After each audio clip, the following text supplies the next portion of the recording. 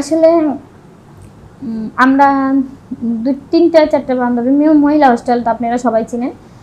তো আমি ফার্স্ট ইয়ারে পড়ি অনার্সে। তো আমি মহিলা হোস্টেলে থাকি। একটা আমার বান্ধবী আছে যে আমার রুমমেট আর কি, আমরা দুজন একসাথেই থাকি। তো সে একটা ছেলের সাথে সম্পর্ক করে বা ভাবে যে ওই ছেলেটার সাথে টাকা ইনকাম করতেছে কীভাবেও।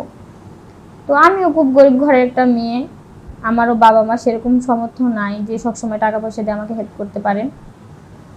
তো আমি ওটা বললাম যে তুমি এত টাকা কোথায় পাও? তখন ও আমাকে বলছে যে দেখো, টাকা ইনকাম করার খুব ভালো একটা রাস্তা আছে। তো আমি বললাম কিভাবে? তখন ও আমাকে সব কিছু বললো যে তুমি 1 ঘন্টা করে ওনার সাথে এনজয় করবা, তোমার কাছে 2-3 হাজার করে দিয়ে যাবে, তোমার লাইফে চলে যাচ্ছে, তোমার কলেজে চলে যাচ্ছে, তোমার বাবা মার কাছ থেকে টাকা নিতে হবে না। মানে খারাপ কাজ করে টাকা ইনকাম করতে বলতেছে। হ্যাঁ। আচ্ছা। তো আমি বললাম না না না, এটা সম্ভব না, কারণ তোমার বিয়ে হয়নি, আমার বিয়ে হয়নি।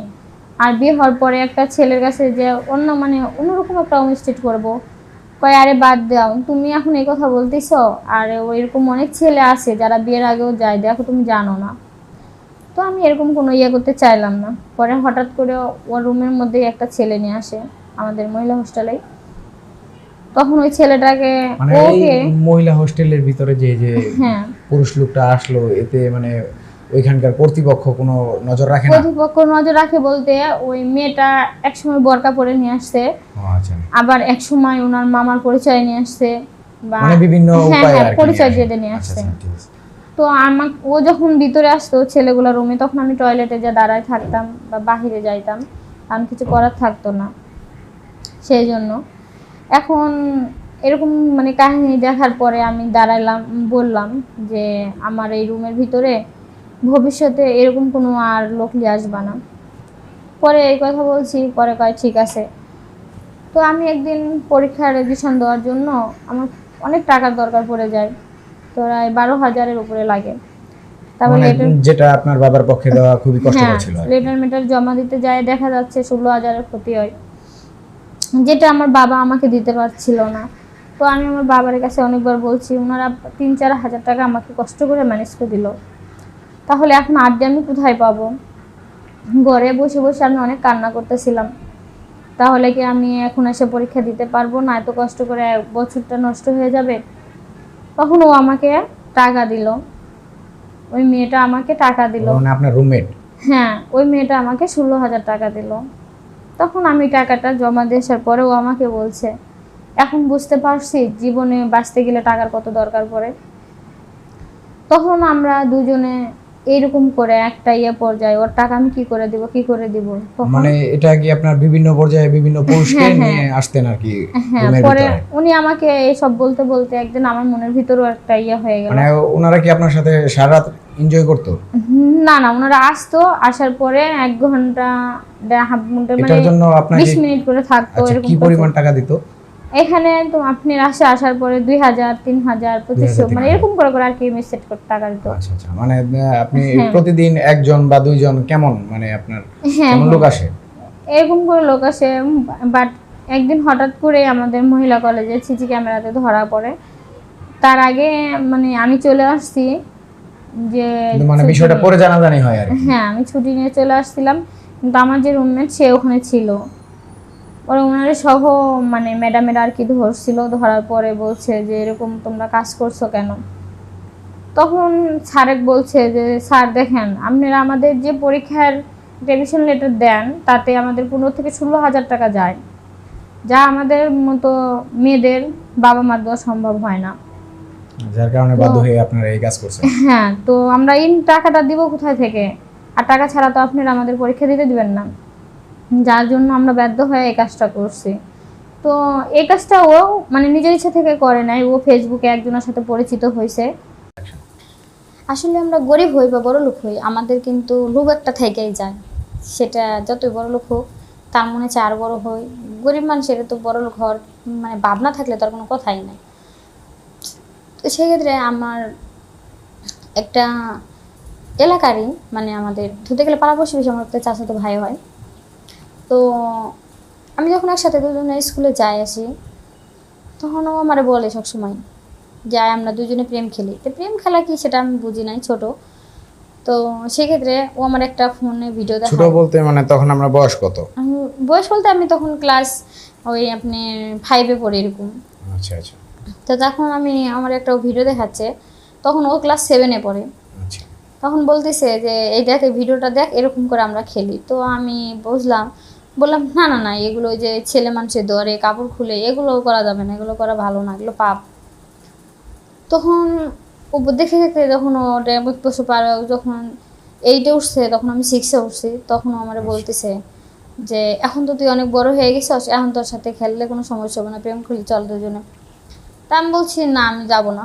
তখন ও আমার একটা মানে আগে যে যে স্যামসাং ফোনগুলো ছিল, তো ওই একটা স্যামসাং ফোন আমারে কিনা দিল ও। তো আমি ওই ফোনটা পাই আমি মানে অনেক খুশি হয়ে গেছি, মানে আর কি বলবো, বলার বাহিরে খুব খুশি হয়ে গেছি। তো তখন আমার বলতেছে যে তোর ফোনটা ভালো লাগছে? তো আমি বলছি যে হ্যাঁ ভালো লাগছে। তখন ও আমার বলতেছে যে নে আমরা দুজনে এখন তাহলে এই প্রেম খেলাটা খেলি।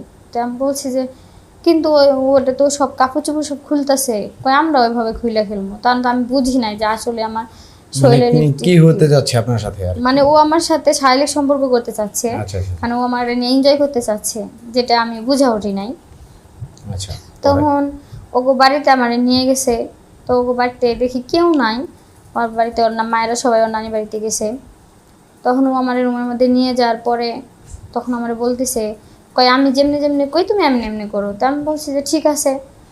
তা আমি তো এটা বুঝি নাই যে আসলে আমার সাথে কি হতে যাচ্ছে, ওই সময়টা বুঝতে পারছিলাম না। তখন ওর কথা মতো আমি শরীরের ওড়না খুলি, জামা খুলি, সব কিছু শরীর থেকে খুলে ফেলাই। ফেলানোর পরে তখন ও যখন খুলে আমার শরীরে যখন আসছে, মানে যখন টাচ করে তখন ভালো লাগছে, যখন ইনজেস্টেড করতে গেছে তখন আমার মানে খুব খারাপ লাগছে, কষ্ট হয়েছে, আমি অনেক চিৎকার মানে করছি। তখন তো আপনি ছোট আর কি, তখন আপনার হ্যাঁ। খুব কষ্ট হইতেছিল। হ্যাঁ, আমি অনেক চিল্লাচিল্লি করছি, তখন ও আমার মুখের মধ্যে গামছা দিয়ে বাঁধছে, তখন আমি অনেক চিল্লানোর চেষ্টা করছি, পারি নাই। তো এরকম করে যখন ও আমার সাথে ইয়ে করলো, তখন আমার শরীরটা অনেক খারাপ হয়ে গেল। খারাপ হওয়ার পরে তখন ও নিজে নিজে যায় ওর মানে গোসলখানায় চাপ কলেতে যায়, পানি দিয়ে গোসল করায়, আমার ফ্রেশ করে আবার বাড়িতে থেকে আমার পাঠ করছে। পরে যাওয়ার পরে এরকম করে ও আমার 1 মাস পরে ঠিক আবার তখন আমার ও নিয়ে আসছে ওর বাড়িতে।